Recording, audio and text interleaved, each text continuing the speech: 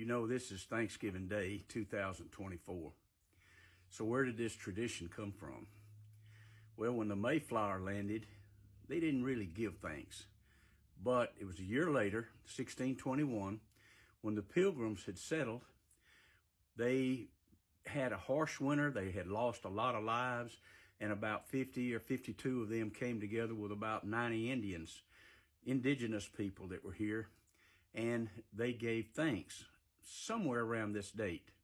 It was later enacted into a law to have Thanksgiving celebration to give thanks.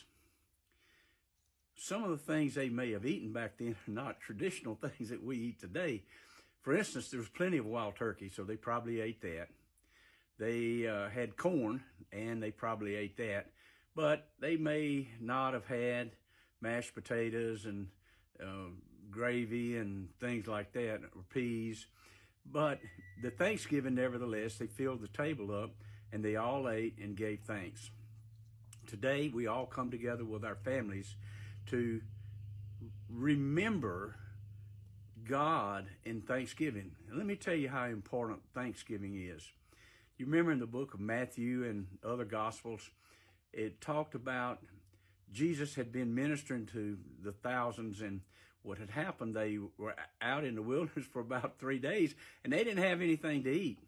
So Jesus turned around to the disciples and said, look, they're hungry now, and we need to feed them. And they said, all we have here is these 7 loaves and a few little fishes. So Jesus said, well, have the people sit down. And the first thing he did was he looked up to heaven and he gave God thanks. He said, now distribute this to them all. So the disciples began to distribute to the people. In one case, it said there was about 4,000 men and another 5,000, besides women and children.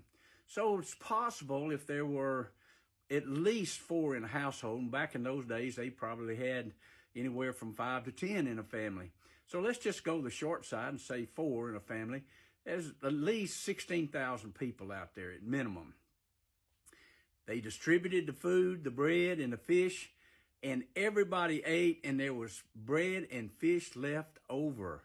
Now, that's how you give Thanksgiving, but that's what happens when you give thanks. Things multiply. There's enough for everybody. So during this Thanksgiving season, don't be ruefully looking at the things that you don't have. Look at the things that you do have. Oh, Lord, I have $50 to my name. Thank you. And watch that $50 multiply. Lord, I don't have a place to live, but I thank you I can lay over here on this park bench and lay down. Thank you, at least I've got a place to lay my head. Watch what God does when he gives you a place with a roof over your head. Give thanks in the little things. Give thanks in the things that you have. Don't rue or hate the things you don't have, because there's multiplication in thanksgiving. God bless you guys, and go in peace. Love you. Bye.